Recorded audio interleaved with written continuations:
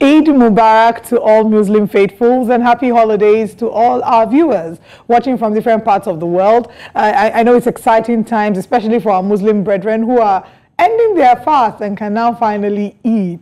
We're hoping that, I was asking if this is the holiday where they celebrate with the ram, and they said it's not the one. But whatever you're celebrating, please do well to keep ours. Today on Breakfast Central, we're going to be looking at some big stories for the next 2 hours. I am Olive Emodi. And it feels really good to be back on a Wednesday morning. By the way, the conversations have moved from one place to the other, especially here in Nigeria. The focus has been on the EFCC. And the Minister, Betta Edu, she's been quiet for quite a while, and questions have been asked, where is Betta Edu? Well, there's a new information that did come forth, and we'll be talking about that in the course of the Breakfast Central. Aside that, we'll also be looking at the incidents that took place yesterday in Lagos Island. I mean, we were driving on our way back home, and then we spotted the smoke. It was very, very thick, and that made us wonder, what's going on here? It could be very, very disastrous. And I mean, guess what? Of course, your favorite news channel, News Central, did not waste time, and they went straight ahead and got the information and brought it to you. Our reporter, Shewa Dushoga, and of course the rest of the team did a great job. We'll also reviewing that one later on. Absolutely. Before we bring you our top stories this morning, we'll be bringing breakfast headlines, and we have Mazino Appeal on standby for that. Good morning, Mazino. Welcome to the show. Good morning, Oliver Modi and Jennifer Aniston. I mean, Joe Hansen. Good morning. Good morning. By the way, nice blue, by the way. Is any, can you spot the difference? Well, the difference is just that I'm wearing a white shirt today because I honestly almost just wore just exactly like you. Would have been twinning today. But great. The difference is that one of you looks like the biro we used to use, blue biro we used to use back in the day. That would be Joe, yes? Oh, I think the difference just spoke now. Oh yeah, there she is. Wow, oh, people are doing tag twins against me. I can't look like you because I'm the woman. I need to stand out. I'll be outstanding. There needs to be a difference. So while both of you are matching in the different shades of blue, that's really pretty. I'm here to stand out as the woman in my lovely green.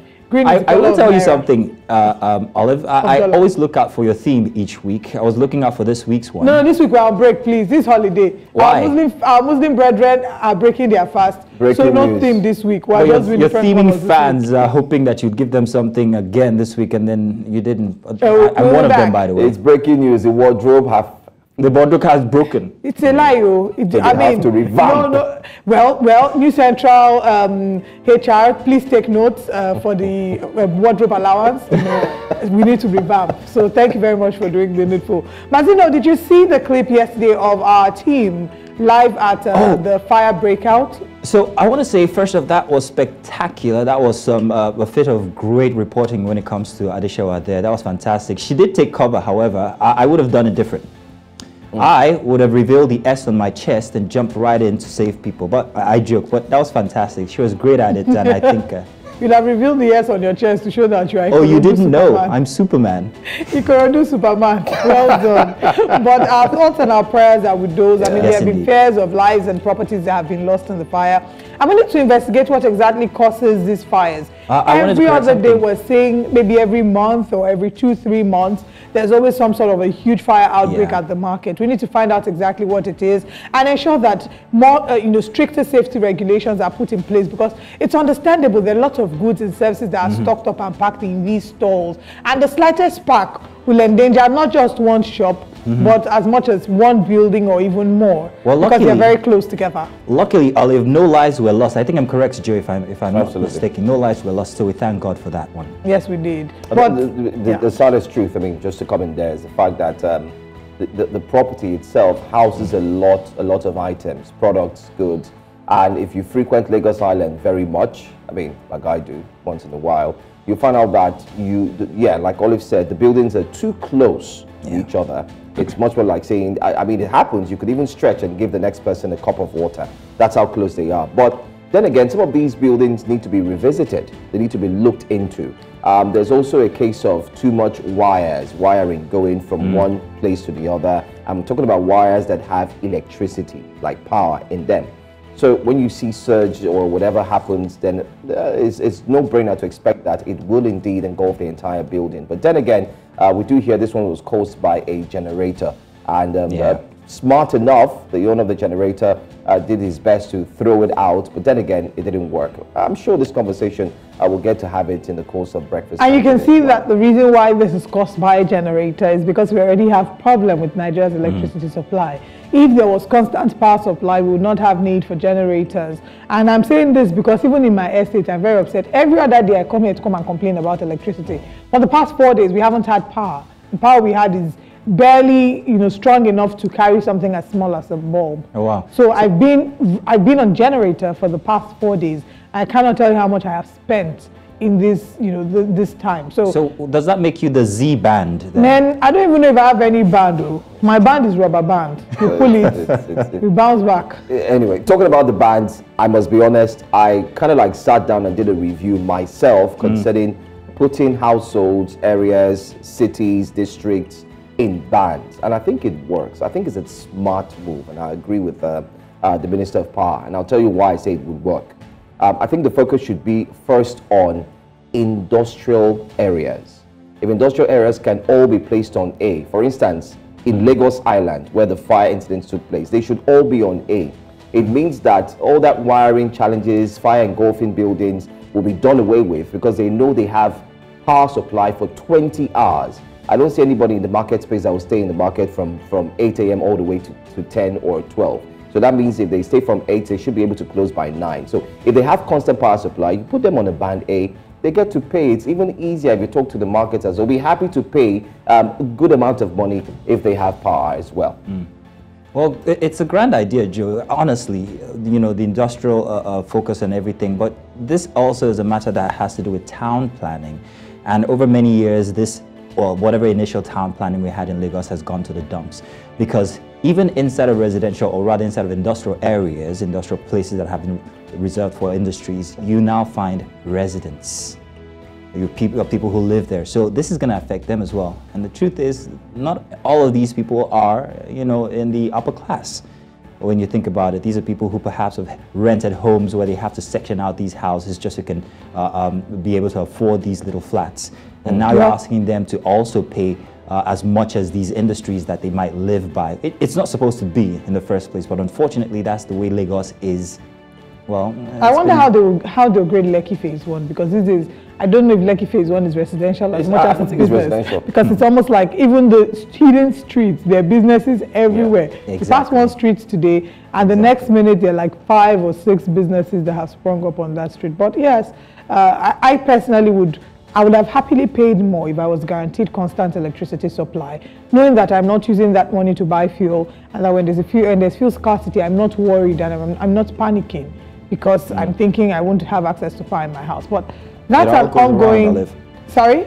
I said it all goes wrong because if there was constant power, we wouldn't have to use generators and we wouldn't have the fire from yesterday. This is an ongoing conversation. As long as they keep depriving me, I'll keep coming on TV to drag them, but that's a conversation for another day. Mazino brings us breakfast headlines, but let's first share what our top stories are. Reviewing the Lagos Coastal Highway construction, this has come with a lot of criticism from the presidential candidate of the PDP. NLC sacks Abure-led NWC, sets up transition committee to take care of affairs for the next 3 months. EFCC recovers 30 billion naira, investigates 50 bank accounts. Preparations begin for Eid al-Fitr celebration today, and you can say the Muslim faithfuls are indeed ready.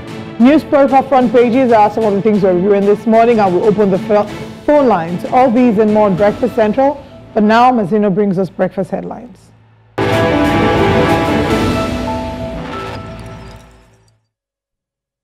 Hello and welcome to Breakfast Headlines. My name is Mazino Peel. Now, the news for this morning.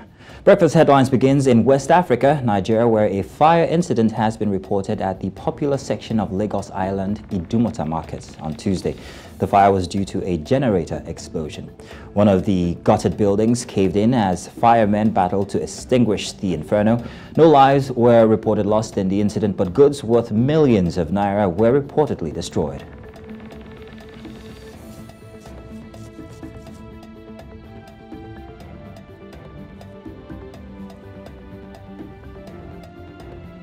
have gone down from the intensity of the fire.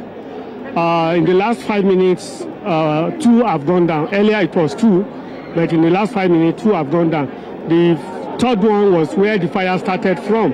It was alleged that somebody, a printer, simply called Uche, was trying to refuel his generator while the generator was on. From there, it caught fire. What happened between that time when the fire started and the fire crossing the road to affect other buildings is what we don't know yet. But it's a very, very challenging task, but we're overcoming it now. About more than 14, we can't ascertain until the whole fire has gone down, but as at now, more than 14 have been affected. The Political Commission of the Nigeria Labour Congress has voided the national convention that returned Julius Abure as the national chairman of the Labour Party and the National Working Committee of the party. The commission also agreed to set up a transition committee to manage the affairs of the party in the interim. The commission took the decision in a communique at the end of a one-day stakeholders meeting in Abuja, attended by some members of the Labour Party, chairman of the Political Commission from the 36 states and FCT, as well as founding fathers of the party. In East Africa now, hundreds of hospital doctors joined a demonstration in the streets of the Kenyan capital, Nairobi, on Tuesday as a nationwide strike by medics neared its 4th week. About a dozen riot police and pickup trucks were out to monitor the protest, which was not authorized by the authorities.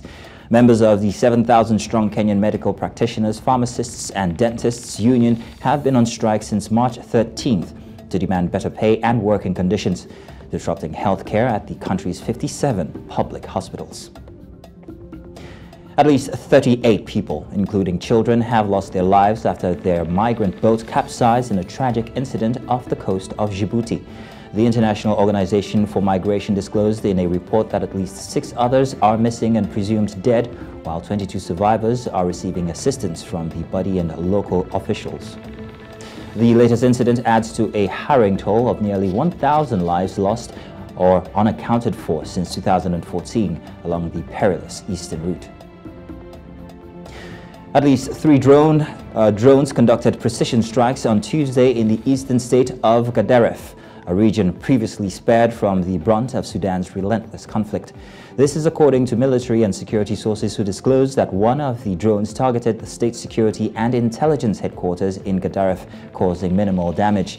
For nearly a year, Sudan has been embroiled in clashes between the regular army, supported by the government, and the paramilitary rapid support forces.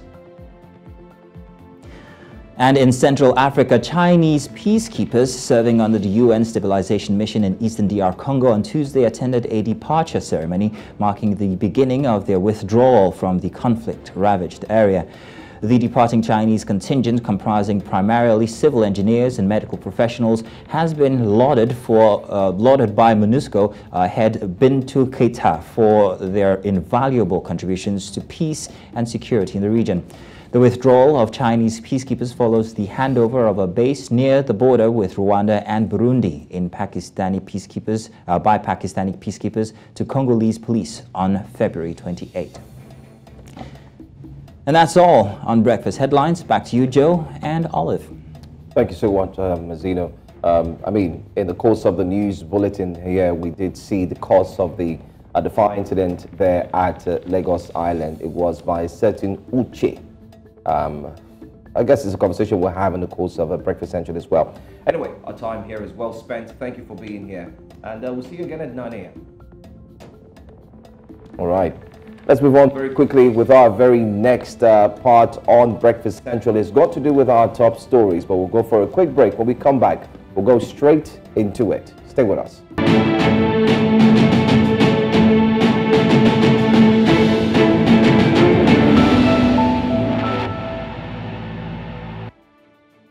And thanks for staying with us here on Breakfast Central. The government of Nigeria has been urged to look into programs and activities that would aid in reducing the harsh economy experienced by many citizens in recent times. News Central's Chizoba Anonwe was at the popular building materials market in Jos, where she interviewed a cross-section of Nigerians as they make last-minute shopping of Eid al-Fitr celebrations. Well, Take a look in this package. The harsh economy experienced by many people in many parts of the country seems not to be giving way, as many goods and services have continued to double in price. This is a popular market in Jos spanning over 30 years. It operates only on Tuesdays, yet remains the most viable, both in prices of goods and services and variety of foodstuff, especially fruits and vegetables. It has been known for its security for everyone, irrespective of their religious, ethnic, or social differences. Farmers from far and near the city of Jos bring in their farm yields to sell here, just as buyers coming from various states across the country, Lagos inclusive, to purchase at lower rates. Even in the midst of the country's economic hardship, the Muslim faithful remain in high spirits as they complete the Ramadan fast. People are complaining about the highest increase in the prices of the good, but we are hoping after this Salah, everything is going to be down, because now the dollar is around 1,100, but before it's almost 2,000. Things have not really dropped. Everything is just so expensive. You know, the money you come to the market with before and you buy a lot, now you just buy a little and money has finished. It's like money doesn't really have value again like before. We just buy carrot, one bag, 8,000, but now it's 30,000, 38,000. Even cucumber, we buy 4,000, but now it's 12,000, 15,000.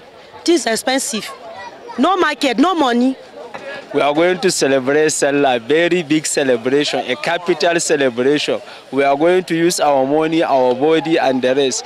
There are many places, recreational places, that we can go and celebrate, both the Muslim and the Christian. We should come together and celebrate. It is less than 24 hours to the celebration of Eid al-Fitr in Jos, the Plateau State capital, and that is why you can see a whole lot of hustling and bustling around me here in this market. However, in the face of this economic meltdown, the cry of the people is that government at all levels do what is necessary and very fast to alleviate the pains of the masses. From the building materials market in Jos South local government area of Plateau State for News Central, Chizoba Anyonwe.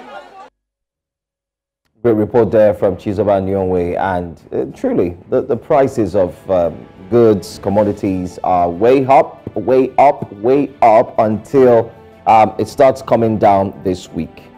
Indeed. But if you put the calculations together, dollar is now 1,002 in the parallel market. Simply means that maybe by next week to come down to 900.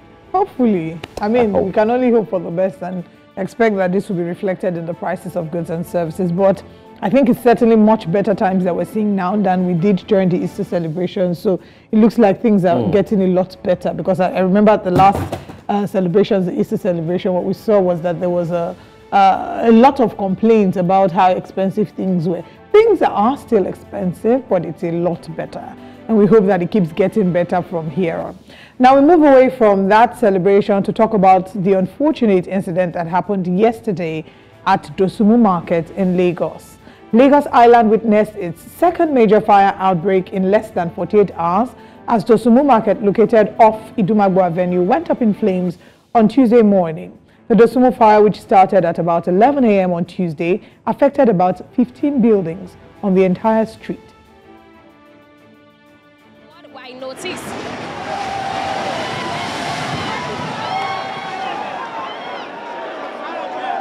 I'm sorry, there's a situation here, and the building where this fire started has now collapsed completely.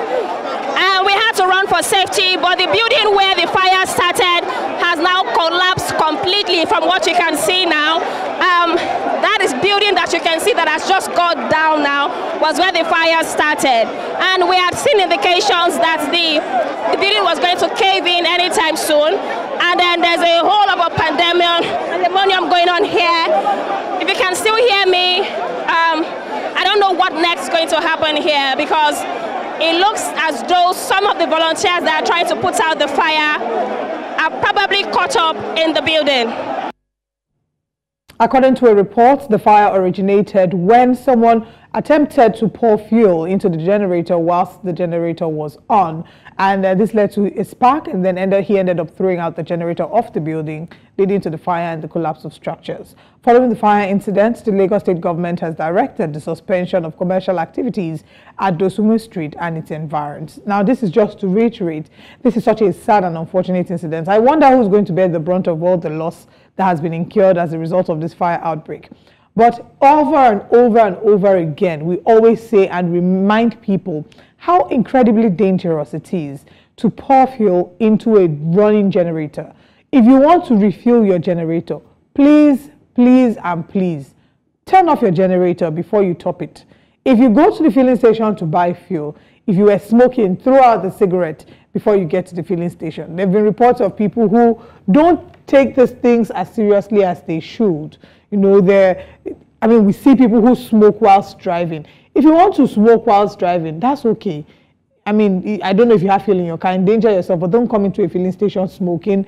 Don't pour fuel into the generator whilst the generator is on. So there's just so many things that I wonder how long we'll keep talking about this for people. Because the unfortunate thing is, tomorrow, someone else in another part of Nigeria will still pour fuel into the generator while it's on. I agree with you. I mean, one of the rescue workers also spoke about what led to the incidents that we saw yesterday, affecting other buildings there. We've talked about this very, very seriously. But then again, let's take a look at what he had to say concerning the fire incidents as well.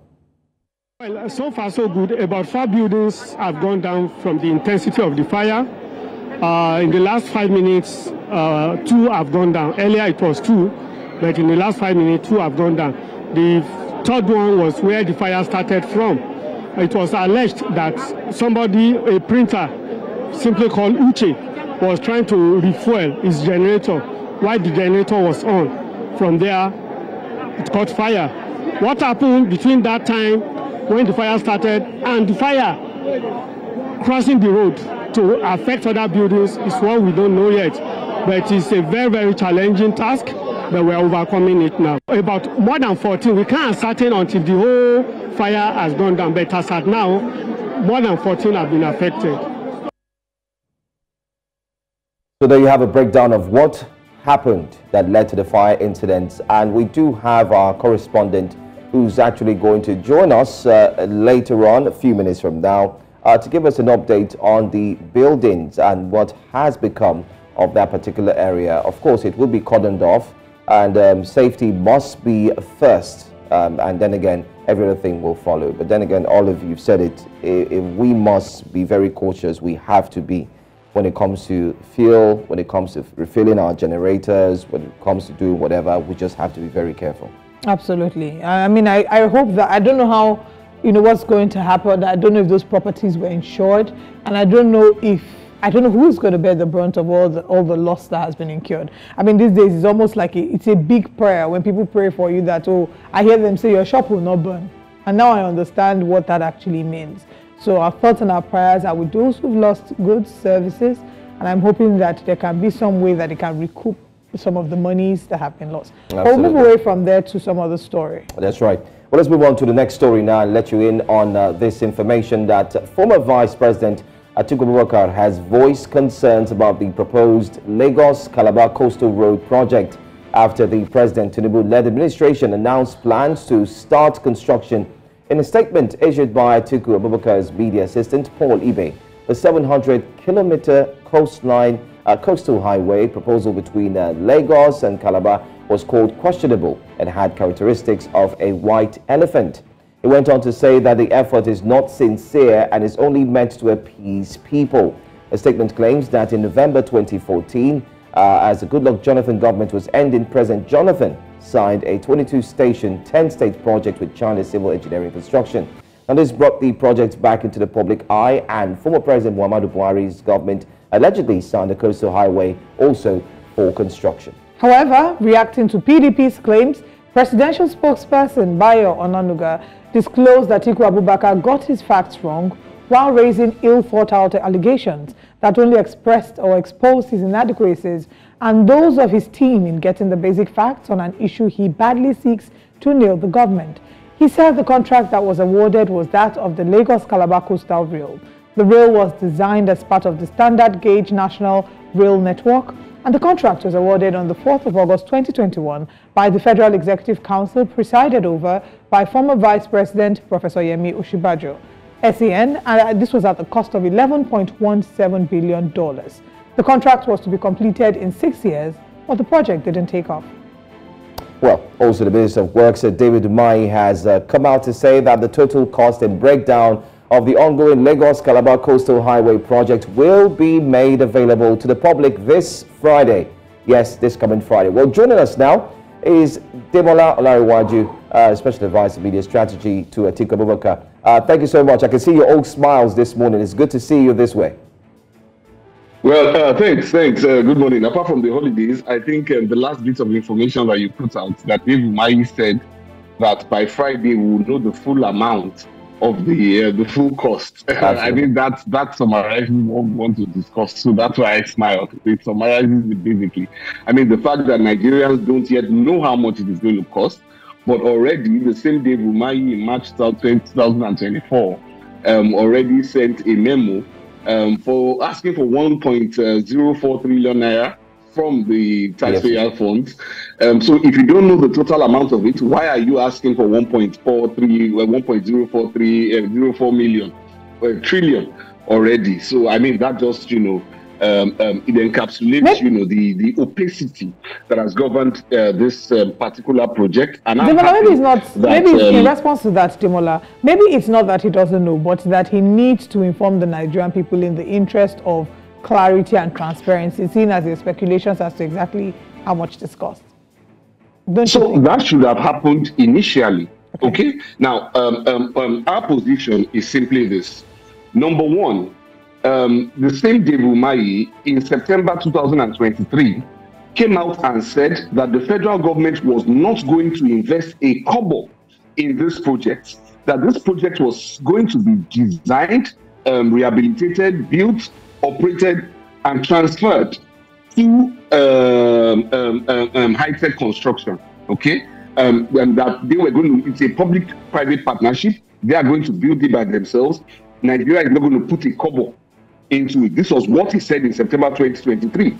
I'm happy that the position of Atiku Abubakar has now been vindicated, because it is after his release, it is because Atiku has spoken up on this matter. That is why David Umahi is now promising that they are going to make us know the total amount. Because if you read the press release, the press statement we put out, we calculated it and said, look, if you are giving Gilbert Chaguri's high-tech company, if you are giving him 1.04 trillion for 47 kilometers from the Eco Atlantic, which is owned by high-tech itself, which is owned by Gilbert Chaguri, if you are giving them 1.04 trillion to construct 47 kilometers from there to the Lekki Deep Sea Port, how much then is the entire stretch of the road all the way to Calaba?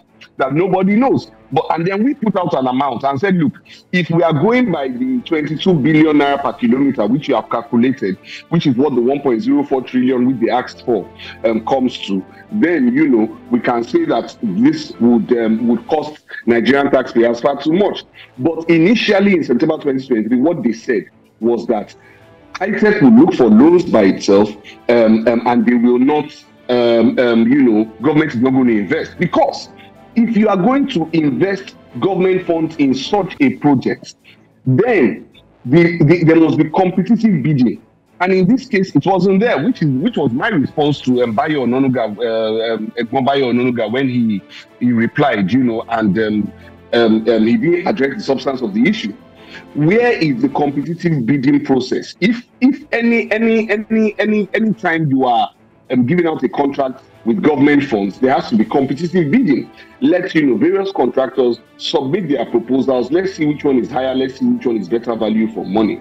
In this situation, it did not happen. Why did it not happen? It did not happen because Minister David Umahi said that Nigeria is not going to be paying a kobo into that project. That it was strictly going to be high-tech funding it, and at the end of the day, following that route to recover their money. Okay, this was what he said before. Now that Nigeria is putting in money, we need to ask them, why was there no competitive bidding process? Number one. Number two, the National Assembly must now look into the award of that contract, must carry out its oversight functions. And that's what Abubakar is speaking of. It must carry out its oversight functions by ensuring that this matter is not only captured in the budget, but that they do the right thing at the Ministry of Works and ensure that there is a competitive bidding process, which has not happened in this instance. So those are the three problems that we have with this issue. All right, three problems, you've itemized them one after the other. First of all, no competitive bidding. They said it was going to be done without getting money from, of course, the government and so on. And then we're seeing them going to ask for such money. And then again, the distance, we don't know the actual amounts that would take to cover 47 kilometers and so on, like you've broken it down. But then again, former Vice President Atiku Abubakar had also asked questions. And these questions have led the APC-led government to respond by saying that he had goofed because the initial process that was being approved for that road was only for the rail line and not for the road itself.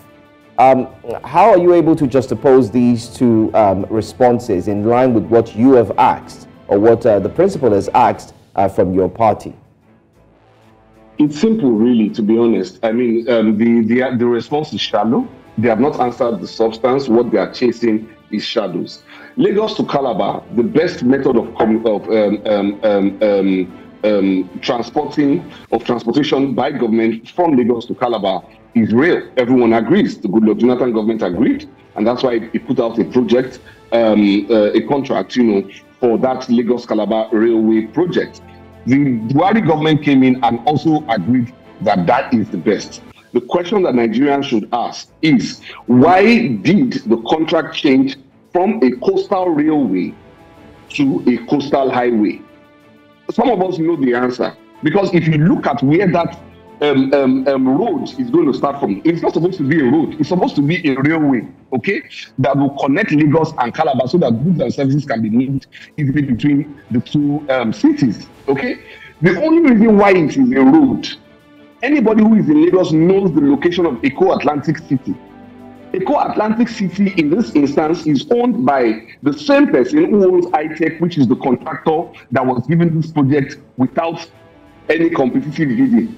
Now, this project, this money they have released, the 1.04 trillion, which Minister David Umahi wrote a memo for in March 2024, it allows them to build 47.7 kilometers for a road, not the railway Lagos-Calaba. This road that are going to build for 7.7 kilometers will connect Eco Atlantic City direct to the Lekki Deep Sea Port. And so that's why it has been changed to a road, okay? The railways that Goodluck Jonathan thought was good, the railway that Muhammadu Buhari thought was good, now suddenly seems insufficient for the Bola Ahmed Tinubu administration. And the reason is simple. It's because the Shaguri brothers have an interest. Their interest is basically to connect Eco Atlantic City to the Lekki Deep Sea Port. And the federal government is now bankrolling that process. That's why this project has changed from a railway to a road. All right. Are there also concerns as to how, I mean, I've heard some people raise this concern as to how the right of way was gotten in the past 7 months and how the design was achieved as well. Is this something that is, should be a cause of concern, especially because, I mean, you've talked about how the idea has changed from the previous administration to the current one, but they did say that the previous administration did not touch this project. So is that something to be worried about as well? Well, I think, look, everybody knows that the railway was the best idea because, everyone saw that if you were going to go through roads, what you're going to do is you're going to cut off huge chunks of Oniru estate. You're going to cut off Elegushi, basically, from access to that road. If it was a railway, everybody in that environment will have access to that railway. Businesses will not be disturbed. And of course, yes, the Atiku Abubakar government, which is also something that we pointed out, there's an investment of over $200 million in that place, servicing about, directly and indirectly, about 12,000 jobs, will be affected. And that's why the owner, Paul, I've forgotten his surname now, has raised his concerns about the landmark beach resort. But again, this is what happens when it is what happens in a state capture scenario, basically, where people who are considered friends of the administration are being favored. Roads are being built not for public goods, Okay, maybe public good is something that can come later. It's not exactly what is at the topmost of their mind in conceiving that project. Because if public good is what is at the topmost part of building that project, then every business that is along that way, especially a $200 million investment, almost $200 million investment, should have been notified years ahead. That's why nobody just carries out this project hastily. But when you wake up one morning and decide that simply because Eco-Atlantic owners, which is high-tech, and Julius Abure have decided that they want to connect themselves to the Lekki deep sea port, then you simply give them that right. You know, that becomes a problem. That's where public businesses are affected. Okay? Now, when you say that those people will use their own funds to build the road and then toll the road, people say it's okay. But you turn around and start to invest government money in it, and we still do not know how much it will cost us. Maybe by Friday we will know, as the minister said, and we will hold him to account on this. I'm sure that every Nigerian who's watching this will be listening eagerly so that we know how much the entire project is going to cost us. We want to build the road from Lagos to Calaba. Okay, we want to know how much it's going to cost us. But yes, it is what happens when the interest of certain private individuals who are considered to be in alignment with the federal government, when they are allowed to dictate government policies, this is what happens. The interest of other people are compromised. Investments are lost, such as the landmark beach resort, which may be lost in this particular instance. And jobs are also lost because about 12,000 direct and indirect jobs will be affected if that project is carried out just in the Lagos phase alone. All right. I'm going to ask you a two-part question, please. I'd like you to just take note of them. The first question is, are you saying that if they stuck to the rail line construction, which was the initial and original plan, it wouldn't have affected buildings such as that of Landmark and jobs will not be lost? That's my first question. My second question is it possible that the PDP could see a brighter side of this? Because during the Federal Executive Council meeting, the Minister of Works, David Umahi himself, had said that this road will actually include the following. It would be a 9 coastal route. It will have 9 coastal routes, which would include 5 lines on other side. Okay, and then that same rail line that you are talking about, he said it will be in the middle. So, two-part question. If they stuck to original plan, would it have affected businesses and, of course, in line, other people's jobs? Second part question is, can we see some sense or positivity in what that's about to be done? 5, road lines, 5 roads, and then the train that you're talking about in the middle. The railway was not in any way going to affect any businesses in Landmark because, the rails are not as wide as this road that is being proposed. That's the short answer to the first question. As at the time it was conceived, that's why successive governments have concluded that look, the best way to connect Lagos and Calaba is by railway, to move goods, to move humans, to move commodities, to move anything you want to move, including human being transporters. The best way is by railway. It will not affect Landmark. It won't cut off Oniru, it won't cut off Elegushi. It won't create that private, it won't make Eco-Atlantic Big City more private. So that's the first one. Now on the second one, well, look, the positive would be if this was done with genuine intent. How do we know that the interest of the public is not being served in this matter?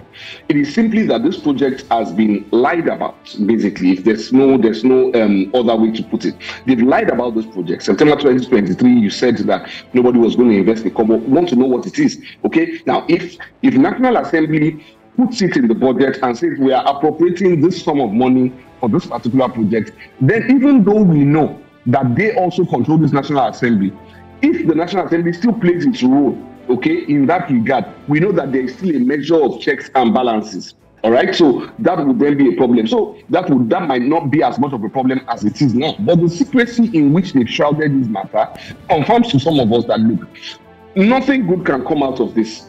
That it is either the roads built. I mean, who's going to guarantee the quality of the roads when there is no National Assembly? The only agency that looked into this matter was the ICRC, the Infrastructure Concessioning Corporation for infrastructure. Now, that company alone is not the only one constitutionally responsible for that duty when it comes to the appropriation of taxpayers' money. Okay, so in this instance, for some of us, it's simply that whatever public good will come out of this can only be incidental, because I do not see this as a project that was conceived out of great concern for public good. So the only positive that I see is that if it is eventually completed, then we can all smile and say that we are happy. But then some of us will still ask, at what cost? What is Nigeria going to be paying over the years? If Nigeria is investing this trillions of naira into this project at such a time, why is that road still being towed by high tech? Okay, so these are questions that I think that we need to ask, and we need to continue asking. Dewaju, thank you so much for joining us. We do indeed appreciate your time. Most importantly, the angles that you have raised and the points that we look forward to get answers to. Hopefully this Friday, everything will be sorted when the minister himself would give us a breakdown, possibly a PowerPoint breakdown, so Nigerians can see where the monies are going to. Thank you for your time. Thank you, guys. Thank you. Good morning. All right. We'll go for a quick break. When we come back, we have the Labour Party crisis to talk about. Julius Abure, the embattled leader, is indeed having it tough. Stay with us. We'll be right back. In our next news, the Nigeria Labour Congress has dissolved the National Convention that had reinstated Julius Abure as the national chairman of the Labour Party and his National Working Committee following the adoption of a vote of no confidence on the results of the National Convention on March 27th, which re-elected Abure as chairman.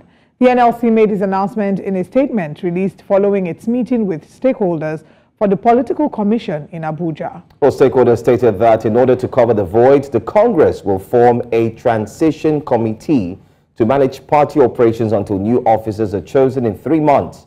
In response, the Labour Party argued that the national chairman of the Abure-led National Working Committee could not be removed by the Nigerian Labour Congress Political Commission.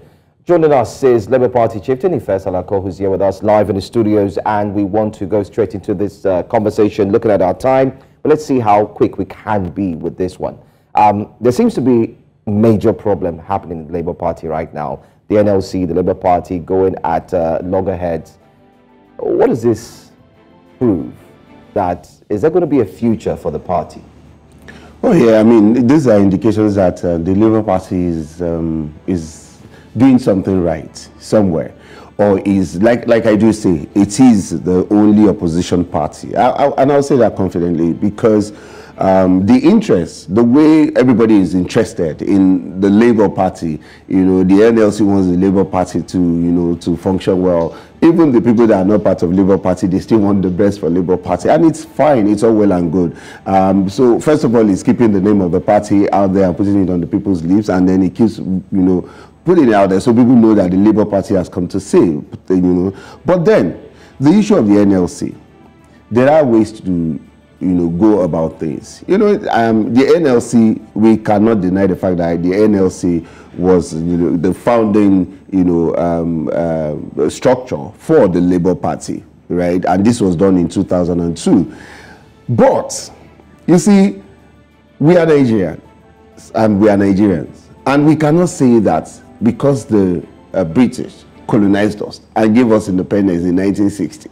So if we have issues now, the British government should just come to Nigeria and say, oh, the election was not right, and then for that, you know, we'll remove your president, you know, it doesn't make any sense. This is an independent party, right? And for the party to function, yes, the constitution of the party gave room for not just NLC and TUC in some instances to function. And I can tell you categorically, in the constitution of the party, when you have, you know, say for example the board of trustees, it is listed there, former presidents, you know, of the party that are still members of the party. Former House of Rep members that are still members of the party, former this, former that, and you know, the list went on. And maybe like the second to the last part of it, you will see, and NLC and TUC representatives. So when you now, as just one entity, in the midst of a whole lot of other people that are supposed to constitute the board of trustees, you know, can just go in one way and take a decision on behalf of an existing party. What are we doing? I mean, unless you're saying that the party itself, you know, is just going to be controlled by the NLC. And let me also put something out there. The NLC is not just the Labour Congress. It has so many affiliates bodies. NUPENG is under NLC. Nigerian Union of Teachers is under NLC. You know, a couple of other, you know, so many, about 40 other unions like that under the NLC. The reality of it is that all of these people are not, you know, they cannot belong to a particular political party. You can't tell me that everybody in NLC is a Labour Party member. It is not possible. You can't tell me everybody in the Nigerian Union of Teachers they are all Labour Party members. No. Okay. The NLC is a Labour Congress. The party is a party, a political party. These are two different entities. All right. So if the crux of the matter now is that the NLC should not meddle with the affairs of the Labour Party, do you agree with the position of the NLC, you know, disowning this convention? Because the NLC is not the only one that has spoken against this convention. INEC has disowned this convention, stating that it did not follow due process. So what is the current position regarding that convention? Did it hold? Did it not hold? While Labour Party is saying that it holds, Labour Party by itself cannot validate the convention. It needs INEC, but INEC has disowned it. Well, so these are all internal issues of the party. If the NLC wants to resolve this issue, they should come into the party first, because you have to first of all be a member of the party. You have to be literally a Nigerian for you to have a say in, you know, a formidable say in the Nigerian affairs. So they should come into the party. The convention, the authenticity of the convention, right, will still be determined by the party at the end of the day, because we are the stakeholders. We are the ones that want to say, oh yes, this is our convention, or this is not our convention. Nobody is going to hold convention for us on behalf of the party. So INEC was duly informed of the convention. There are people in the party that are not, of course, that will always not, you know, seem to flow with everything that is going on in the party. But that does not mean that you just wake up one day and say that you are going to destroy the fabric of an existing party of its own, an independent party. So we know that there are issues here. There are counter issues on the convention. There are people that are saying, oh yeah, it is legitimate. There are people that are saying it is not legitimate, but it is a problem of the party. The party will find its way and resolve it. The NLC has no right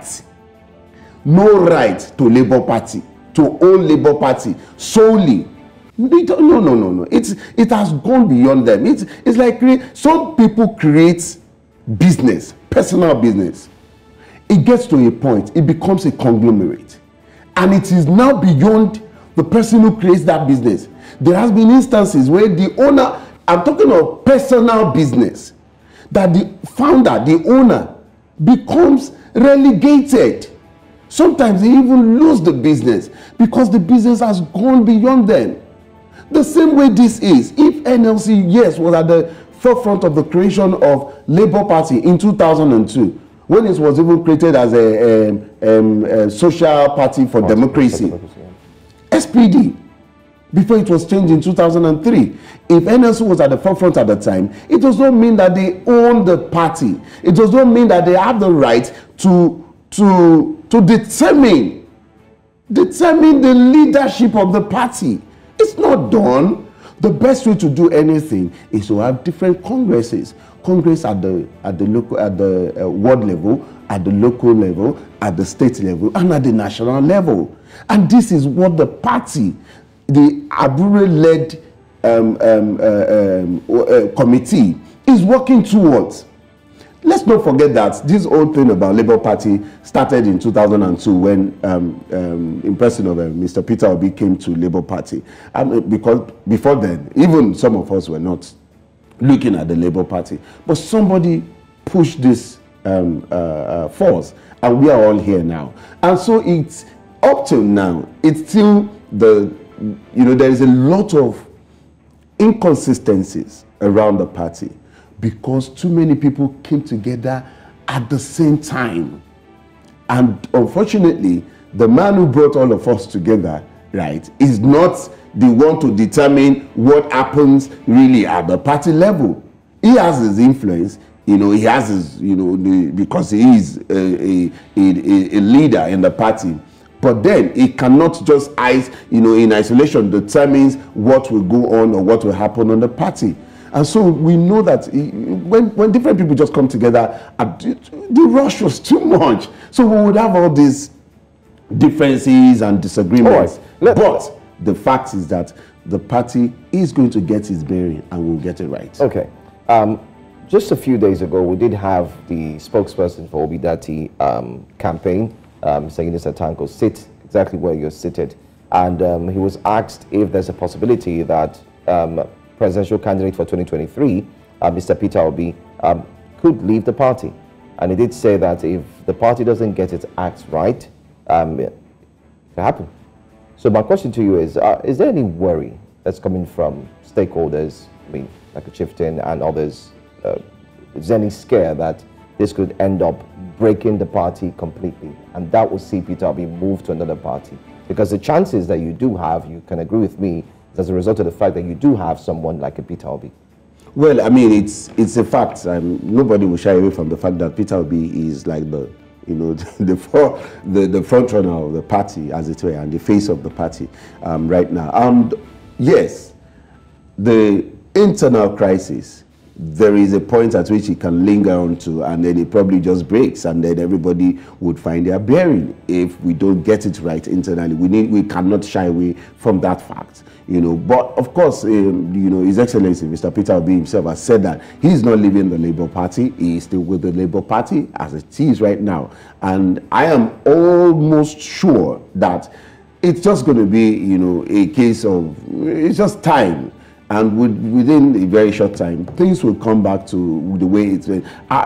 Whether we like it or not, the reality is that Mr. Abure cannot remain the party chairman forever. There is going to come a point where we would have to have a proper Congress, and if he is returned, fine. If he's not returned, somebody else will take the leadership of the party and will steer it in the right way.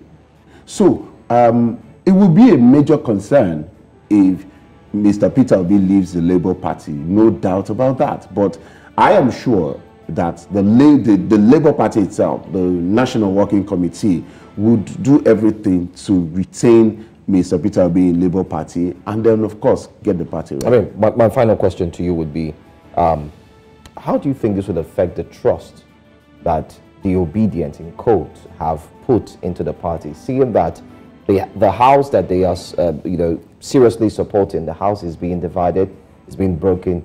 Do you think that will give any chance to the Labour Party in the forthcoming elections in 2027? It's funny. Because the house they support is like you're supporting a house and everybody there is bickering, fighting at each other. They say, put your money where your mouth is. You think they really would like to put their money? So this is it, right? Again, the Labour Party right now is, a combination of a whole lot of bodies and, personalities, right? So there is the Labour Party. Even as we speak right now, there still is the obedient movement, right? Sometimes when we are in party meetings, you hear some of the, Labour Party, they say, those obedient people, they are doing this, they are doing that. So this is the Labour Party, members referring to the obedience. So it's almost like two different entities. The obedients are literally Obi followers. They are not, you see, so they are in support of the Labour Party because Peter Obi is in the Labour Party. So obedient is not really disappointed in Labour Party. Obedient will be disappointed in Peter Obi if he does anything wrong, right? So as long as Mr. Peter Obi is retained in the party, all the party shenanigans does not really concern the Obedience to a large extent. Sometimes he gets to see some of their tweets and then they write that, they post Peter Obi's picture and say, this is our party. And that says a lot, right? So I don't think all this drama in the Labour Party, yes, as it's affecting, it may give some sort of concern to them that these people is like, you guys are not getting yourselves right. But then it does not necessarily mean that it's a deep worry for them, at that level. The Labour Party is the Labour Party, and we will get it. Well, good thing that Peter Obi has addressed the fears of him leaving the party, saying that he's not leaving the party. He has no plans to leave the party. No, guy is not going anywhere. Okay, very quickly, my final question will be about the transition committee that is allegedly being set up. We hear that the announcement will be done after the Eid al-Fitr holidays. Talk to us about that. Well, I mean, it's still the legitimacy of it. It's all about the legitimacy of it. See, today, President Bola Ahmed Tinubu is the president of Nigeria. Today. Because why? He went into the election. So we always sit here, we will fight that election, we will say a lot of things about the election, but then it is said that he won the election. He was taken to court, and the court gave him the right to continue his presidency. He is the legitimate president of Nigeria.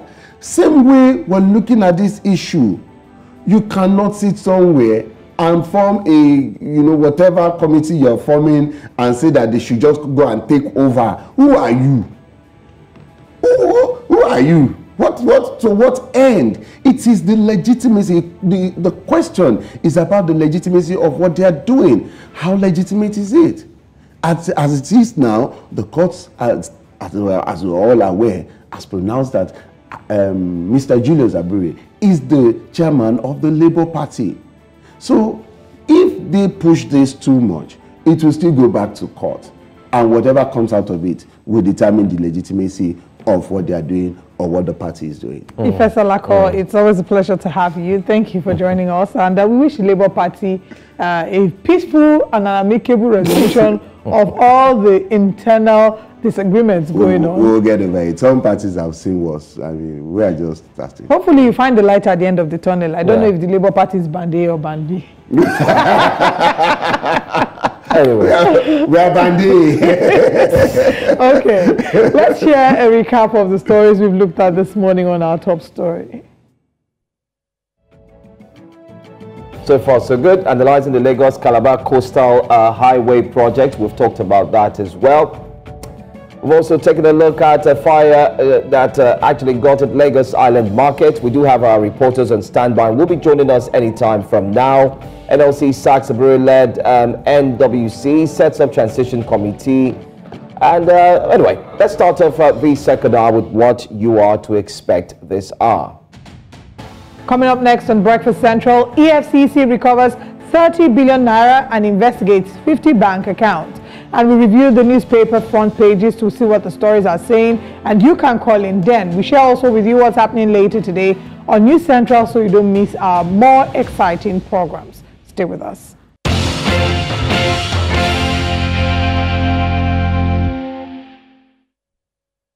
All right, welcome back. Breakfast Central. Let's go straight to the front pages of the papers. But before we do that, as we initially told you, we have our reporter who's on ground, Bettina Nweli. She's live at the area where, of course, we did see the fire outbreak in Lagos Island. Good morning to you, Bettina Nweli. If you can hear us, we can actually see you, and we hope you can see us too. Good morning, Joe. Thank you so much for having me. All right. We're here live at the scene where the fire incident took place yesterday. And up until now, we still have bits and bites of fire still burning from the rubbles. And then you can also see that LASEMA are here on ground. We have the fire service here on ground as well, making sure that everything is under control. And I have the boss of LASEMA right here to give us an update on what's happened since yesterday up until now. Good morning, sir. Good morning. Since yesterday, we've been working. All the emergency responders are on the ground. We have localized the fire, and the type of fire you are now seeing are the fire under the rubbles. And to us, it's not a threat because we've curtailed it. However, the threats or the challenges are that some of the buildings that were burned are very, very unstable. And you can see that systematically, strategically, we are pulling them down to ground zero. But however, before we could pull any building out, we will carry out solid material testing on all the buildings that were involved. From the last count, the number of buildings that were involved are 14. So we're on top of it. And the good thing is that we've taken ownership of it. We appeal to the good people of Lagos State to remain cool, calm, and collected. We are on top of challenges, and all what we are doing it under the watch of Mr. Governor. All the top echelon that are important in managing of the emergency in Lagos State are on the ground. And with that, we are able to ensure safety of life and property. So we are doing everything that is humanly possible to ensure this. All right, thank you very much, sir. So there you have it, Joe and Olive. That is what is going on right here in Lagos Island, where the scene of the fire took place yesterday. That's a really sad update, Bettina. Thank you for bringing it to us. 14 houses or 14 buildings being affected is quite scary. How are the people, the market men and women, how are they taking in all of this negative news? How are they faring? Well, you can see them behind the camera. All of them seem very distraught. People are wondering how they are going to move from here. Those who have lost properties, you can see the looks on their faces. It's a very, very sad situation, especially because people are supposed to be in the celebratory mood, celebrating the Salah. But still yet, we are thankful that there has been no casualties so far, just loss of lives, loss of properties and goods. And we are also thankful that where there is life, there is hope. So there is still hope for those who have lost goods and properties in the brunt of this fire. All right. Thank you very much, Bettina, for bringing us updates. We look forward to getting more updates in subsequent bulletins so we can have a clearer picture as to exactly how much this damage or how much damage has been done. We'll see you around, and do stay safe. All right. We're going to be looking at the papers this morning to see what the front pages are saying, and to let you know as well that you can call in and share what your thoughts are on any of these stories. We'll be delving into this with the CEO of Kish Global Consult, Taiwo Ojo. Good morning, and thank you very much for joining us. Me, Olive and Joe again. Glad to be back. All right, now let's start off with this Nigerian newspaper and see the front page. On the front page, we have Salah. Allah will answer your prayers for Nigeria, Tinubu tells Muslims. Sanwo-Olu, Abiodun, Yusuf, Oborewori, Oyebanji, others seek harmony at Eid al-Fitr. Islamic cleric defies Sultan of Sokoto, conducts Eid prayer prematurely. We have started again. Is this not the same thing that we did yesterday when we pre-announced before the Sultan? Impeached Deputy Governor Shaibu moves to petition Edo CJ over alleged abuse of office. PDP crisis, Reps Minority Caucus disowns Ugochinyere-led coalition. Police snap 7 suspected cultists, recover firearms in Kaduna. At the top of the paper, South Africa's ex-president Zuma wins court bid to run for election. That's interesting.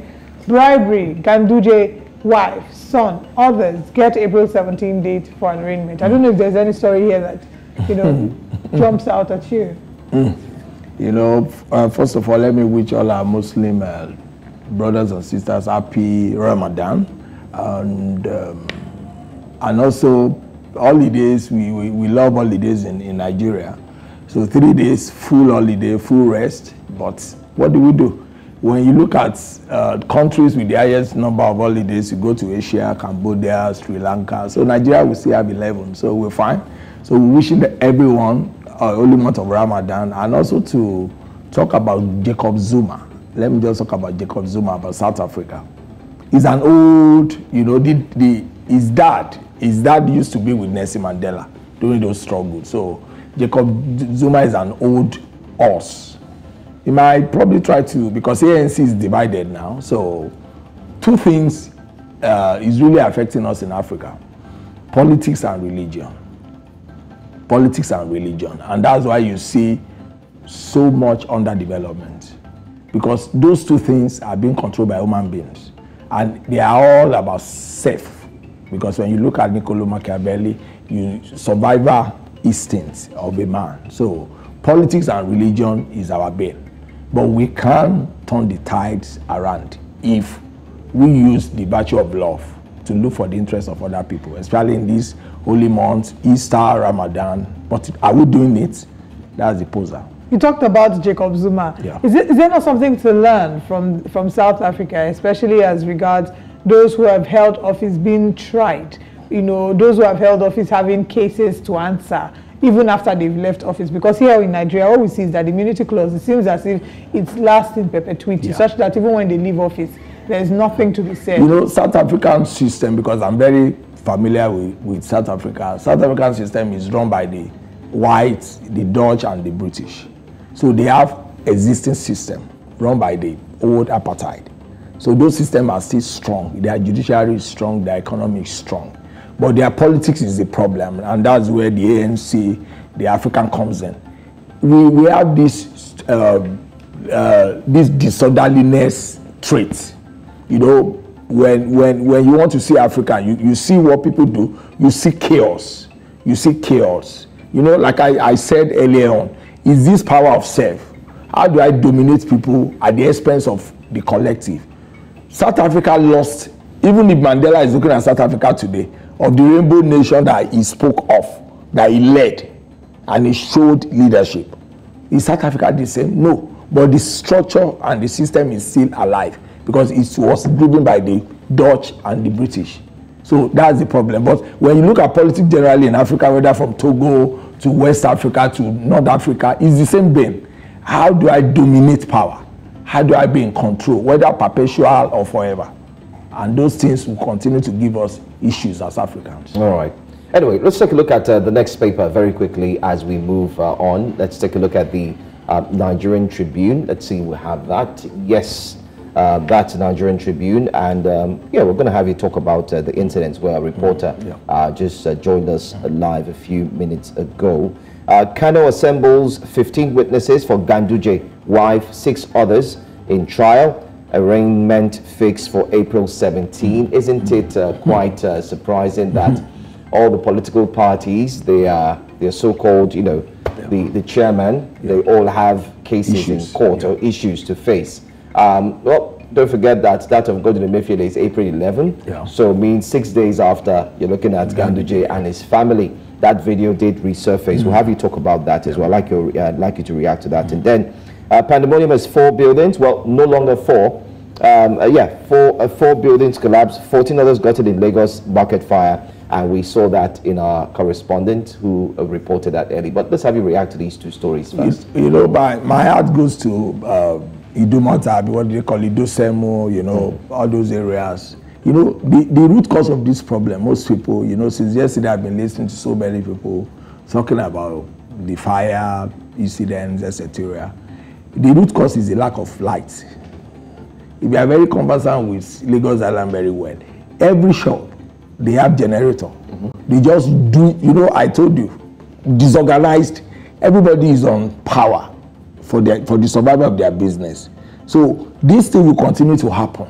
What we do is we just come, we talk about safety, we talk about this, but you can't talk about safety when there's survivor, when people are still struggling to make ends meet. If you go to Lagos Island, it's like the old London. Everything is tight. No space, no, you know, everybody is there, and you see crowd. So what do I say? The government is doing their own best, but our own attitude as people needs to be checked. How do we take care of ourselves? How do we put health and safety into the way we even deal with one another? You know, because this thing keeps reoccurring. They will say they shut down the market, they do this, they do that. It's not government alone. human beings, we human beings that are doing those things must do something about it, because it's too rampant. Every time people are losing money, thank God there was no loss of life, but people are losing money. They are the same things that we keep doing. How do you ride above making the same mistake all over again? I can imagine, because the economy is really bad now. It's a tough time for most people now. And you know, what do you do? And also to take us to the Ganduje issue. Okay. In life, there's always a consequence. You know, I'm not speaking for or against Ganduje or the government in Kano, but when you do something wrong, you should face the music. PDP is having issue, APC is having issue, Labour is having issues. It's all about power. It's all about control. You know, I said there last week about the bank recapitalization. I said the problem with most Africans, they do not want to lose power and control. That 500 billion will come. The 500 billion, most of those banks, watch it. They will meet that 500 billion because the money is at home. They will bring those dollars out, and because they do not want to lose control. Our businesses are not transgenerational. When the owner goes, that's the end. That's the end. And go look at it. The only company in Nigeria that is old is First Bank. And go and look at the clause in First Bank. No single individual can have more than 5%. And that's why you see First Bank is strong. The institutional investors, the British, they inserted those clauses over 80 years ago because they knew today will come. That because we love control, power, you might want to buy all the shares and wreck the system. Meanwhile, when you are alive, you are not looking at it as if you want to wreck it. Hospital situation. Is a big bane. We do work across the world, and when we speak about our people of color, is a problem. We do not undo power well. It's the same problem in the Western world, but because they have control, and also there's a consequence for, if you do wrong, you'll be punished. If you do wrong, you'll be punished. But if you do wrong here, and some of those underdeveloped countries, there's no punishment, you just walk away. People go take loan, they don't pay, they live large. No consequence for any action. And in ethics, if you do something wrong and you are not punished, there's going to be a repeat of it. Continue, you know, so all those things keep recurring. Okay, so. Let's go to, we have a call from Benue State. Let's take that before we go to our next paper. Hello, Tony Eze. Good morning. Please go ahead with your comment. Good morning. Yes. Well, first of all, I want to thank the Lagos State government. Is that some of us can work sharp the emergency agency, they are busy doing work there. If it's in some state, the whole area there will front off. But for Lagos, I can see they are working. They are working. The government is actually working there. So more grace to their elbow. I want to speak on Ganduje's case in Kano. All right, go ahead. They are not going to do him anything. Ganduje is clean to federal. And those people is holding state. In no distant time, this thing will die. Bet me. In no distant time, you will not hear about Ganduje corruption in Kano. It's not today that we have been hearing it. There was a time that his son accused them and asked EFCC to come and investigate his mother. And his son was chased abroad. So, to me, this case will just die off. It's just for paper to sell off. It's cleaning in federal. And then those people is holding state. And as we know in Nigeria issue, federal suppress state in some certain matters. Good morning. Good morning. Thank you very much for calling. Yeah, your response to that, he thinks that the Ganduje matter is just... It won't die. It won't die. Let me tell him the reason why it won't die. You know, Kano is very strategic in politics about 2027. If you think 2027 has not started, you are living in denial. We strategists, we know all these things will come. The Ganduje is occupying a strategic position in APC as the chairman. You understand? So what can they do to puncture him, to weaken him? Don't forget that all of them are engaged in all those things. They all do deals. They all do. If the governor leaves, you will be called for something else, except you are in a good book with your successor or with the central government. It's all about 2027. So let's see how it will plan out. But Ganduje might not go there on Wednesday next week because he won't go. But let's see how it will plan out. What about his children? I can't speak, but it's Ganduje that is the target. So, because it's political. It's political. The moment the Supreme Court gave victory to Kano, I know And you remember, Kwankwaso and Ganduje, they've come a long way. So all these things are political. And Ganduje was the first deputy governor that will succeed his boss. You know, just to digress to the issue of tribal and Obasheki. A deputy governor, a vice president, is about loyalty. Even if you come back down to Lagos, when President Tinubu was there, 2 deputy governors were impeached. It's about loyalty. It's what your boss tells you to do that you will do. The moment you show sign that you have ambition, you will lose. But people get to that position, they forget who they are. Maybe because of the live enjoyment. If you are made deputy governor, you are standing in for your boss. So you must demonstrate loyalty. Even if you have ambition, you keep it to yourself. Except if your boss calls you. David Dumai used to be a deputy governor. He became governor. Ganduje used to be a deputy governor. He became governor. So they were quiet with their boss, and the boss saw them as being loyal, and he supported them. But ambition is tough. Right. We have a call from Bauchi, Nasir Hassan. Good morning. Please go ahead with your contribution. Nasir, please, can you turn down the volume of your TV screen so we can hear you clearly? Hello. Good morning. Good morning. Can you speak up, please?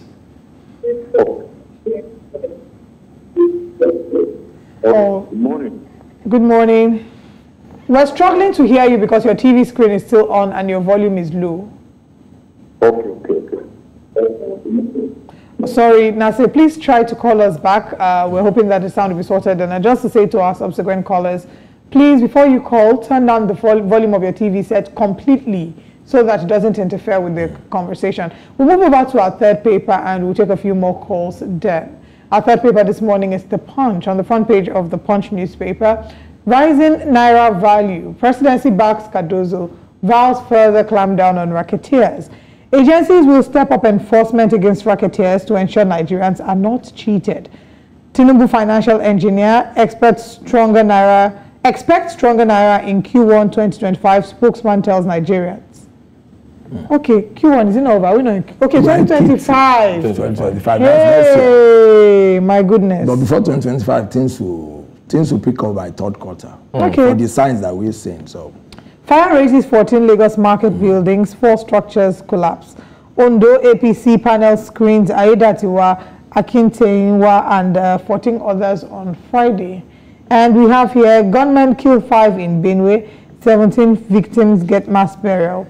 Impeachment, tribal rights, CJN, APC members warn against deputy governor's return. Eid al-Fitr, let's build Nigeria together, Tinubu governors, senators tell Nigerians. Falcons play goalless with South Africa qualify for Olympics. Dealers demand 850 naira to the litre diesel as Dangote and marketers meet. Coastal Road project not wasteful, Umar Islam's article. Let's start with a conversation on the Coastal Road project. Coastal Road project. You know, I'm from Ondo, and we have Delta, Lagos, you know, down to Calaba. I don't want to talk about the motive behind political, but the project has been in existence for a very long time. But nobody had the guts to start it. We have 3 ports that are not working now, outside of Lagos, Apapa Port. On that coastal line, they will have like 4 or 5 ports. I'm just speaking about tomorrow. You have the Ondo dry sea port, Igbokoda, along because 40 minutes, 1 hour drive, you get to Igbokoda. From Lagos, from that, Kuramo is all along. From there, you have the Warri port. Go down to Calaba. So it's a wise decision. But you know, politics will always trump good projects in Nigeria. The project is good. If they can finish it up in the next 4 years, it will be good. It should not be more than 6 years. So that in the life of this administration, if they come for second term, they can complete it. Because it will open up all those areas that I spoke about, Ondo, Delta, down to Calaba. So it's a good project. I don't talk about politics. Secondly, let me react to governorship election coming up in my state, Ondo, you know. The only governor that we have had in Ondo for a very long time, I'm so sorry, but I have to say this, that is very exposed, that knows his onion, was late Dr. Olusegun Agagu. most of our governors are local champion. In Ondo, they are local champion. The state is not fulfilling its potentials. So I know 14 people are contesting for the primary, because it's very sure that anyone that holds the tickets will become governor, because PDP is not too strong now. So that's why you see the fighting. But one thing I just want to say is that they should put the interest of the state, who has the vision and the capacity to take the state to the next level. Because Aketi did his own, he tried, but we lost him. So, and the power is going down south, the Ilaje, the Odigbo, all those people. So who has the will, the exposure to take the state to the next level? Not about making noise and spending money, no. I know by April 20, everybody will know. But Ondo is very strategic to President Bola Tinubu's renewal, because that we have bitumen, we have so many things in that axis. When they've completed this road, Coastal Road, all those things are underlined. Yes.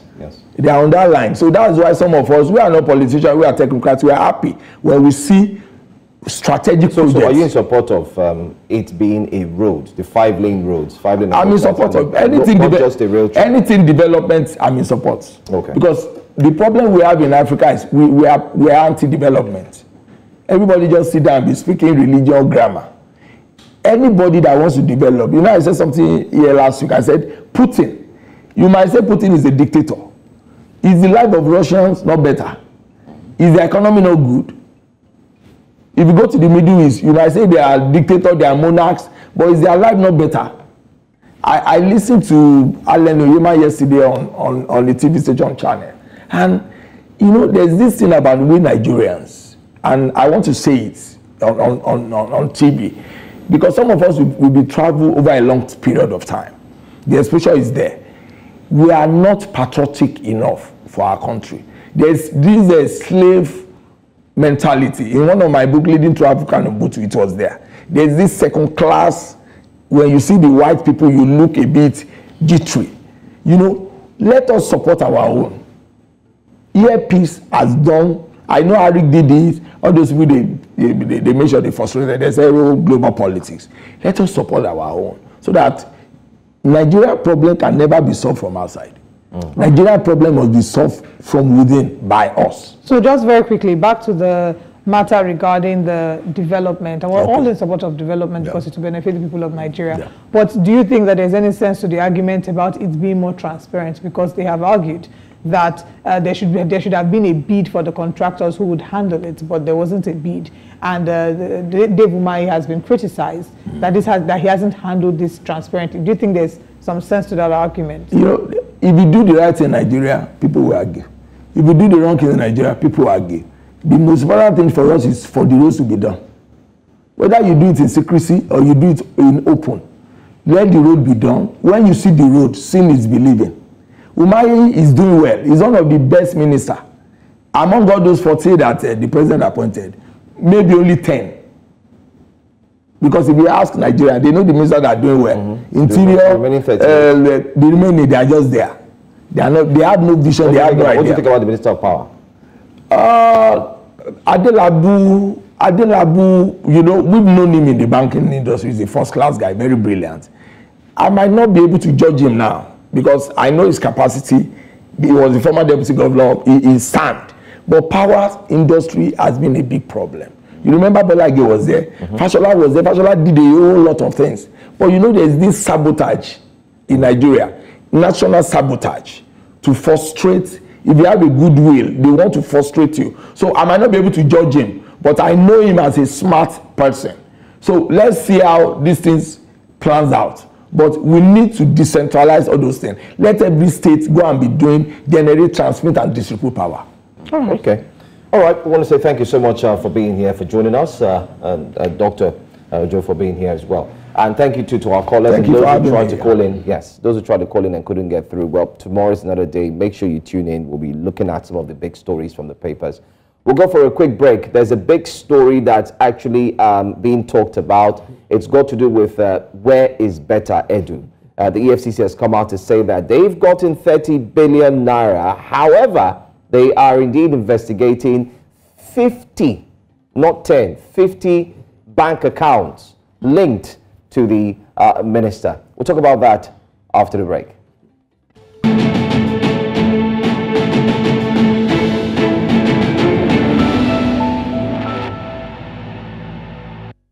After months of silence in the alleged money laundering case against the suspended Minister of Humanitarian Affairs, Peter Edu, and the ministry, which included the former CEO of the now suspended National Social Investment Program Authority in SIPA, Halima Shehu, the Economic and Financial Crimes Commission, EFCC, says it has recovered 30 billion naira.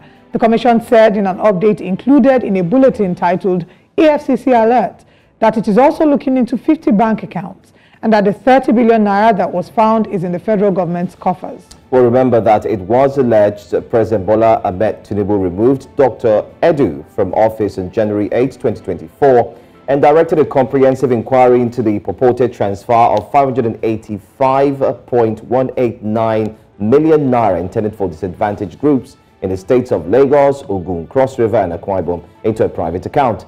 Executive Chairman of EFCC, Ola Olukayode, says that the anti-graft agency was making progress on the investigation, calling for Nigerians to exercise patience. The big question is, how long should Nigerians wait? Well, joining us this morning is Dayo Akintobi, a public affairs analyst. Mr. Dayo, thank you so much for being here. Pleasure is all mine. Happy Eid al-Fitr to all Muslim faithful in Nigeria. Thank you. Thank you. All right, let's go straight to the very first question. We did see Minister Peter Edu and the former CEO Halima Shehu, they actually were suspended about 3 months ago by President Bola Ahmed Tinubu. Aside that, this was because of the alleged financial malpractice. How has the delay in investigation, do you think, how has it affected the case so far? Because Nigerians are waiting. It's like, it's so long. Yes, it's not how long it takes, it's how well it is done, how thorough. And if you look at the statement by the EFCC chairman yesterday, he essentially said they're tracing and investigating over 50 different bank accounts and that these things take time to do. He has a limited staff, they have thousands of other cases, so he's got limited manpower to devote to this particular situation. And as a result, if you want a thorough investigation, it has to be painstaking, it has to take time. And what he essentially did yesterday was assure Nigerians that they will get to the root of the alleged financial recklessness, but it will take a bit of time. He says they've only been on the matter for about 6 weeks, which, considering the volume of transactions they have to scrutinize, that's not a very long time at all. He says some of these cases take years. Well, but from where we are, Nigerians, obviously, there's a trust deficit that we have. Yes. Whilst they say that it will take time, Nigerians, a number of Nigerians do feel that that's just an excuse to just beat time, to waste time, so that eventually people forget and they sweep it under the rug. So do you genuinely believe that we will get to the end of this case? Because I can start to read out cases that for years have been in the news, but till today we've not had a resolution to. Well, the first indicator that this might be serious is the fact that a minister of the Federal Republic of Nigeria was suspended for office. That's a rarity in Nigerian political history. I mean, in the 8 years of the previous administration, in an entire 8 years, I think only 2 ministers lost their job. So to consider that within 7 to 8 months of this new administration, they've taken the bull by the horn and actually suspended somebody as pivotal to the administration as a minister, actually on allegations of financial misappropriation. Under normal circumstances, these kind of things would either be overlooked or swept under the rug or dealt with kids' gloves. But to publicly affirm that there might be a case to answer by actually suspending this person, I think it shows a level of seriousness on the part of this administration to combat corruption. All right, corruption seems to be a major problem. We did see the previous administration when it started, administration of President Muhammadu Buhari. One of the tenets of his administration was that corruption will be dealt with. It will no longer exist. 8 years down the line, it didn't look that way. We have another one, which is President Bola Ahmed Tinubu, same political party. Do you think Nigerians truly have interest and believe that the same APC would be able to stamp out corruption anytime soon, looking at what is happening here? Well, corruption seems to have become endemic. It seems to be pre-written into our DNA.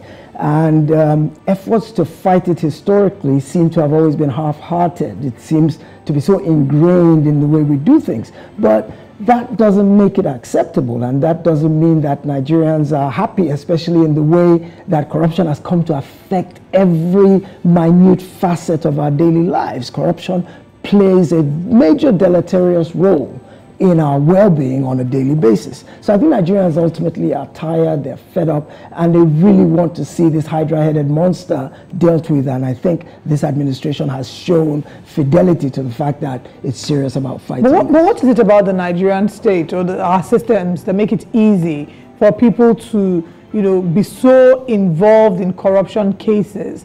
Is it the fact that we do not have strong systems to ensure that they are punished?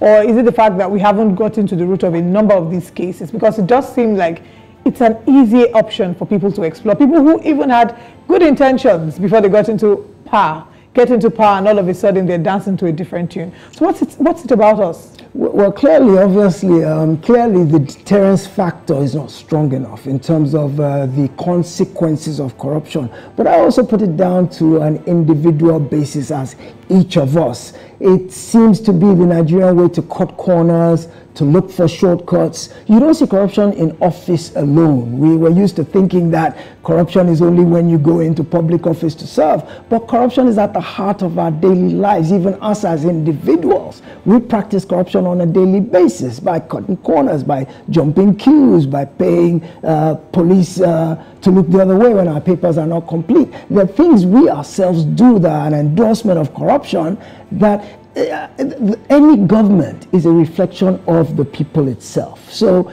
I don't expect to see government practicing anything different from what we as individuals do. So what I'm trying to say essentially is that, yes, we're inured to corruption in a way that is a part of our daily lives, but until we begin to recognize the fact that the consequences of our behavior have a boomerang effect on us individually, and then we begin to retrain our own minds to eschew all the things that stand as corruption at a microscopic level, because it goes from the micro to the macro to the gargantuan.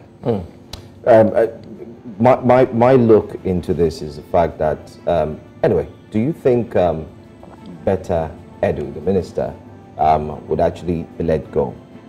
Do you foresee any chance? And if that happens, what kind of statement do you think it will make for this present administration?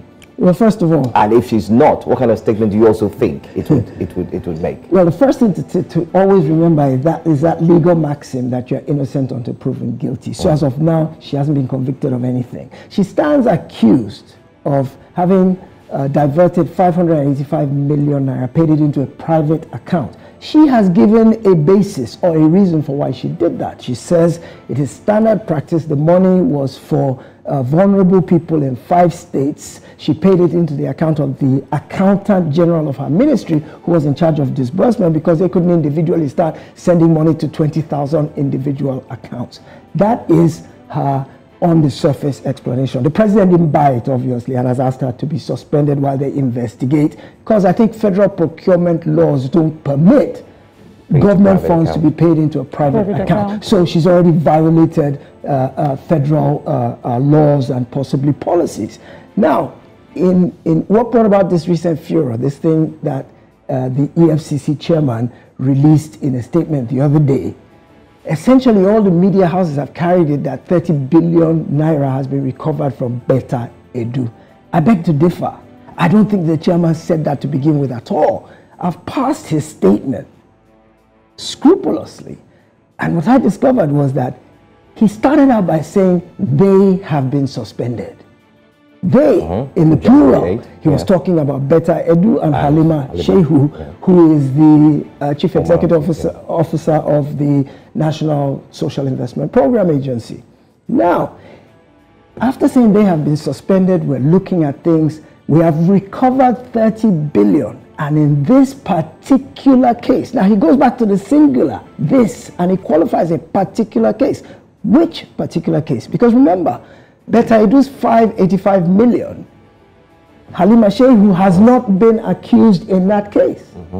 And in Halima Shehu's 44 billion case, Betta Edu has not been accused in that case. So we have 2 separate cases, and possibly a third from the previous minister under the former administration. There are 3 independent, separate cases being talked about here. So when he goes back and he says, in this particular case, we have recovered 30 billion and we are investigating 50 different accounts, people automatically took it to be Beta Edu because the release was titled Update on the Beta Edu Matter.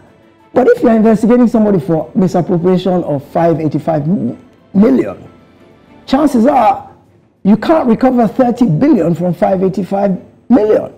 But it's a greater possibility or probability that you recover that 30 billion from the 44 billion case of Halima Shehu. So there's a corporate communications problem with that press release. However, it was meant for internal consumption of EFCC staff. It's an internal newsletter. So perhaps the people the chairman was speaking to already know the different cases. But because it was released as an e-document, there's always chances that it will get out. And it did get out. So I put it at the feet of the communications department of the EFCC that statement was ambiguous and led to misconstruction of what the EFCC chairman was trying to say. I want to clarify at this point, not holding brief for Beta Edu, but from my reading on the face value of what the EFCC chairman said, he never for once said that Beta Edu had recovered 30 billion from her, and they were investigating 50 accounts relating to her. Yeah. So I think we need to clarify that. Yeah. That's a very valid clarification. Yeah. All right. I wanted to ask. I mean, we're talking about all of this, the fight against corruption, and the role that the different arms of government have to play. For the longest time, there have been those who have talked about how the judiciary is not as independent as it should be.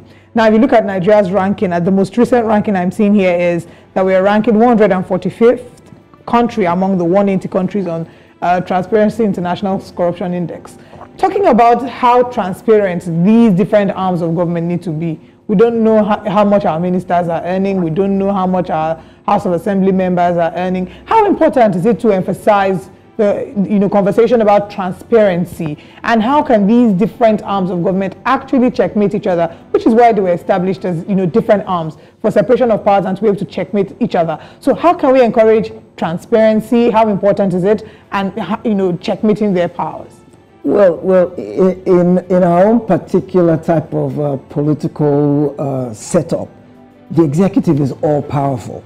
The way it was originally conceived, all three branches are supposed to be equal. And like you said, checkmate each other. They have oversight functions of each other. The judiciary, at the end of the day, usually has the final say. But because the judiciary in Nigeria ends up beholden to the executive, they are holding office at the behest and largesse of the executive. Ultimately, they end up doing the executive's bidding, which unfortunately now compromises the notion of justice. And as you talked about, perhaps because there's not that much transparency at all to begin with, which now goes back to the whole idea of, is this the right political system for us? I mean, it's very expensive, it's burdensome, it's over-bloated, it's expensive. There's so many things wrong with the political system that make it impossible to have the kind of transparency and accountability that you're talking about, because the three arms basically are in bed with each other. When you look at it, the legislature that we have, not just in this government, in the previous government, they are called rubber stamps because they do the bidding of the executive. Likewise, you know that the executive can dictate to the judiciary the way it wants a particular case to go. So the question you've asked is a lot more complicated because it looks at the whole structure of the political contraption that we have devised for ourselves in this country, and perhaps it needs to be broken down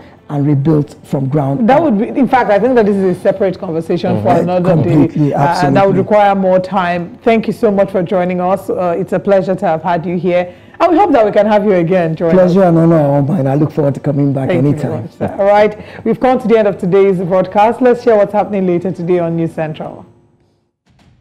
11 a.m. West African time, join us for Business Edge. 5 p.m. West African time, it's The Conversation, and at 10 p.m. West African time, join us for Tonight. Thank you very much for joining us. We'll come your way again same time, 7 a.m. to 9 a.m. West African time. Join us here on Breakfast Central and continue the conversation at News Central TV on all platforms. I am Olive Emodi. And I'm Joe Hansen. Thank you for being here. See you again tomorrow.